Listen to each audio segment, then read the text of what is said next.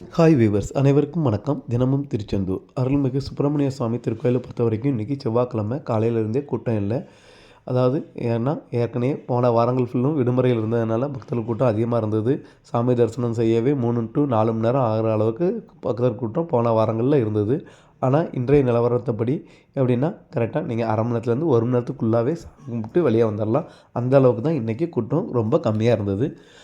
ஏன்னா அதுபோக நாளைக்கு புதன்கிழமை இதோட கூட்டம் கம்மியாக இருக்க வாய்ப்பு இருக்குது.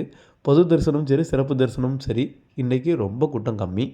அதாவது ரொம்ப ஃப்ரீயாகவே இருந்ததுன்னு சொல்லலாம். கடற்கரை பகுதியிலையும் பக்தர்கள் கூட்டம் ரொம்ப கம்மியாக தான் இருந்தது.